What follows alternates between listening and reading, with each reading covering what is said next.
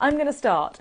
So, I was watching Killing Eve, Series 4, Episode 5, and there is a bit in Series 4, Episode 5, in which, for various reasons, without giving any spoilers, Eve is in a lecture theatre and she's at an art history lecture. And so I'm watching this. It's only a really, really short little scene, and the whole lecture is about Cupid and Psyche, the story of Cupid and Psyche. So, of course, my little ears prick up, don't they? Because I have a show that is called Love, Lust and Lucky Escapes that's all about the story of Cupid and Psyche, which is quite long and quite involved. And the lecturer basically begins by saying, or we come in at the point at which he's saying, you think of Cupid as being benign, you think that his arrows elicit desire, but they can also wreak havoc. Cut to a close-up of Eve, who's kind of looking thoughtful and stricken at the same time. So it's clearly, you think, oh, okay, this is clearly resonating. So this is the image that that first comes up. Oh, I've got to find it, sorry, all my images. There we go. This is the image that first comes up. And I thought, and actually rather marvellously, as I've taken a still from the telly, am I allowed to do this? Am I going to get sued for this? I don't know, anyway. It's his head is actually hiding Cupid, so Cupid is coming in through a window. And I thought, okay, is this about Cupid and Psyche? I don't recognise the image, but maybe it is. But then I had a little dig. I dug a bit further, and I realised that it was this image, which still actually doesn't mean much to me. So this is in the Welcome collection in London, and it's undated. We don't know who the artist is, but I really don't think it is about the story of Cupid and Psyche, because what do we see here? Well, we see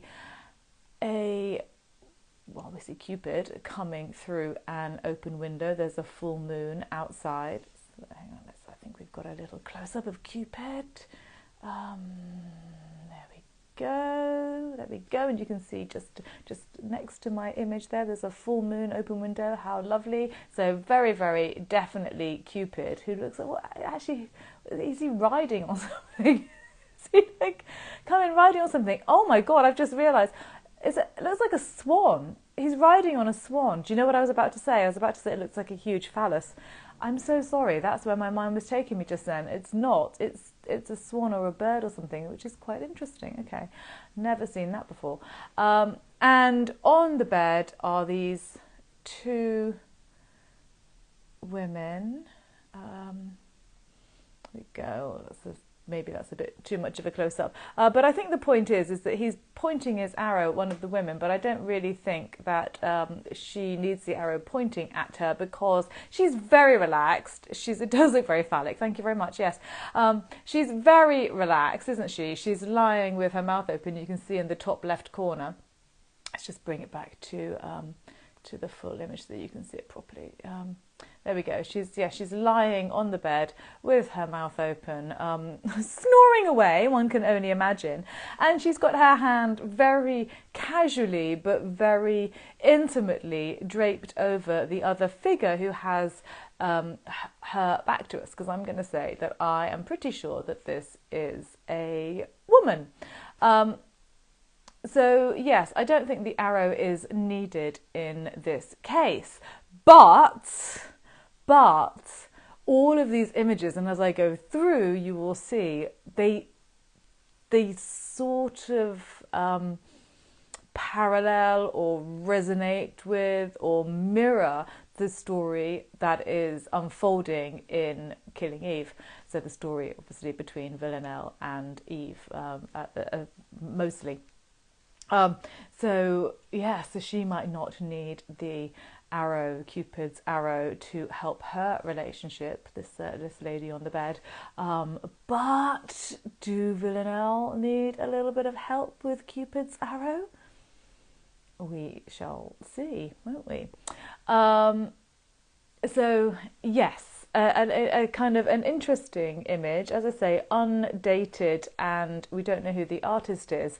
And I think that is definitely two women on the bed, and obviously a whole major part of the plot of Killing Eve is the romance or not, or the tension, the romantic tension, the sexual tension between Villanelle and Eve.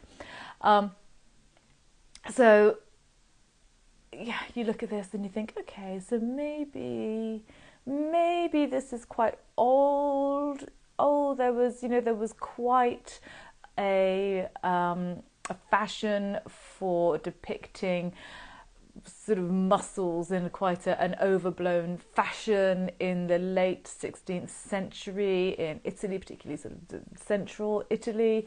So maybe it's mid 16th century Italian, but actually no, it really isn't, because if you look, I don't know whether I've got a close-up of this actually. There is, if you look at the feet, can you see the feet? Yeah, you can see the feet a little bit here. I think that she's wearing nail varnish on her toes. So I think that those are rather modern feet, because I'm going to stick my neck out, I'm going to put it out there that I don't think women in the 16th century wore red nail varnish or dark nail varnish on their toes. Also, I'm not very sure. Instagram change everything, don't they? They love changing things. There we go.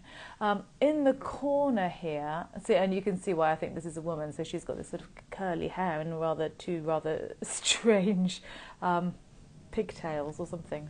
I don't know. But also in the corner there, look at that. Is that a bag with a bottle of wine in it? I think it kind of is. It looks like a shopping bag with a bottle of wine to me. I don't know. Again, maybe my mind is just going down one track and I'm completely wrong. Finally, in this image, there is, look at that, right in the centre there, a little bitty mouse on the floor. So they are two lovers in some kind of garret or attic or something, sleeping, I think probably very happily in each other's arms, with the window open, full moon, lovely, very, very romantic, and in comes Cupid. But I love the little mouse in the centre. If you've seen the episode with Carolyn that involves a rat, then maybe that would be even more appropriate if that was a rat, but I think it's a mouse because it's got a very long tail. So that was the first image. Then the second one that came up was this old friend. Do you remember this one? I'm sure you do. Basically, I think this was an excuse for Eve to give the child who was sitting next to her, again, no spoilers, her phone to play with to distract her, which kind of makes me laugh. So there she is. So she is, I'll bring up the actual image. Yeah, so Eve hanging around serial killers. I don't know, has she killed herself? I don't know. She's all over it, isn't she? And she finds this shocking. She finds the fact shocking. And it is a shocking painting, but I was like, yeah, this, if you recall, is Bronzino, and this is, in fact, Venus and Cupid. Cupid being Venus's son, and he is, he's kissing her, and she is actually slipping in a tongue as he is tweaking her nipple. So not the kind of thing that you would necessarily expect in art. It was enough to shock Eve just at one look. Definitely not Cupid and Psyche, but Venus and Cupid.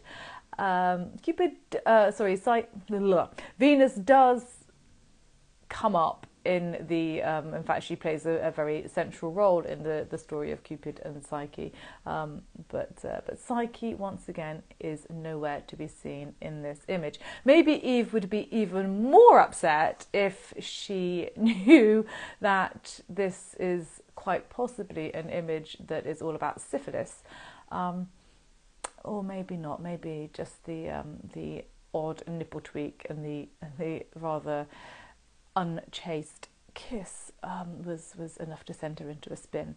If you want to know more about this image, I did it on another Elevenses with Lynne. Actually, I think I did it over 2 weeks by memory. So if you go back into the archives on Instagram or Facebook or on my website, which is beyondthepalette.co.uk, you can have a look and learn the whole story. And I I pick the painting apart and explain it all. So so lovely Bronzino. So that was nice, wasn't it? But nothing to do with Cupid and Psyche. And then he comes up with this image, which made me laugh. I didn't know it. Obviously an artist called Valesio, you can see that there.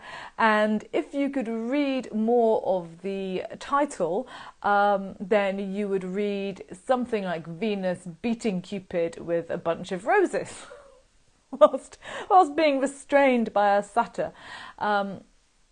Quite cute. By the way, I don't know what the image is behind his head. He's obscured it and you can't see it, so but I'm kind of guessing that that's probably not Psyche either. That's probably another Venus, or maybe not. I'm guessing it is Venus because she likes to run around with no clothes on, doesn't she? This made me smile. Let's bring it up for you. There we go. Vallesaria, what's he called? What did I just call him? Vallesaria. Giovanni Luigi Vallesaria, I think that's his name. He was an engraver and also a poet, and he did a lot of images that were engraved to be printed to go on the front of sort of allegories. Essentially, that's what I was trying to say. I was nearly said allegorical, and I said, no, I mean allegories. And this was one of them, so I love it. So she's trying to give Cupid a little smack on the bottom with a bunch of flowers. That's a new way to chastise your child, perhaps. Not maybe very good. I'm worried about the thorns. Are they roses? Yeah, maybe. And he's off his feet, isn't he? Look, he's like jumping over his quiver, looking sort of a little bit scared, but I have to say, not like it's going to do him a lot of damage, not really. And definitely, since this little satyr is, I don't know, is he restraining Venus or is he helping her? I think he might be restraining her. So the satyr is, of course, a symbol of lust, basically. I was going to say desire. It's not really desire. It's, lust, desire. Definitely to do with sex. I think this is suggesting that maybe Venus isn't going to be able to keep Cupid down by beating him with a bunch of flowers. And indeed, there is a little inscription on the bottom here. You can see it there. And that translates essentially as love can't easily be chastised. So, yeah, she can try and whack him with a bunch of flowers, but that's not really going to help very much. So let's go back to that. Full image. So how does that fit in? Well, love can't be easily chastised. So basically, love will out, okay? Yeah, nothing to do again with the story of Cupid and Psyche, but I think that if you watch the final series of Killing Eve, then it does once again. I keep using the word resonate. It's the best word I can think of. It resonates with the plot line.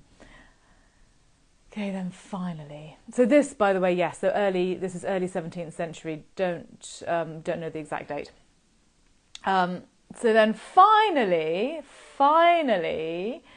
we have this one, and this was another image I recognised. And again, it's not Cupid and Psyche. So this guy, who is supposed to be an art history lecturer, he also was a photographer before he was an art history lecturer, and I'm going to suggest that maybe he sticks to photography rather than art history, because the story was great. You know, he was saying all really interesting things, but the images that he was using, didn't really match up. Never mind.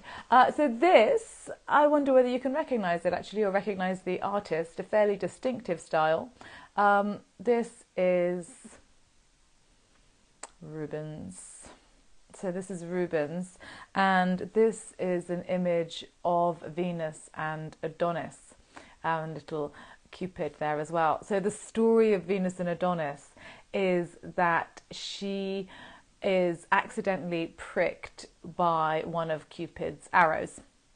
And the first person that she sees is Adonis, and so Venus falls head over heels in love with him. So it was a really popular story actually, because I think people loved the fact that Venus was kind of having a bit of a taste of her own medicine, and she would go around sort of messing in people's lives with her son Cupid, and now she's it's all back at her. So she's terribly in love with Adonis. Adonis is like, well, okay, fine. She's pretty nice. I mean, she's a goddess after all. So he goes with it, and spends the night with her, or a few days with her, or whatever. And she's absolutely besotted with him. He then eventually thinks, oh, you know what? I really, this is great lying around with Venus. But I need to get back to hunting. I really want to go hunting. And so he says, I'm going to go hunting. And she's like, no, don't go. And he's like, no, I really want to go hunting. Look, my dogs are ready. Everything's ready. This is what I do. I'm going to go. And Venus is like, don't go. I think something's going to happen to you. And he's like, okay, it's fine. It's fine.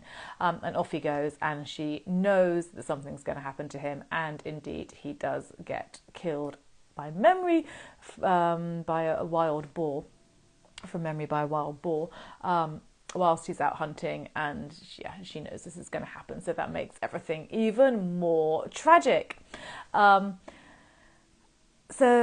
yes, that's sort of a little bit of a foreshadowing, plenty of foreshadowing in Killing Eve. I do like this painting. This is, well, actually, if you have come and seen Love, Lust and Lucky Escapes, and you know that this is Rubens, you would actually be able to date this pretty accurately, I would say, because the figure of Venus is really quite lovely, and it is very probably modelled on, in fact almost certainly modelled on Cupid's wife. I was going to say Cupid's wife.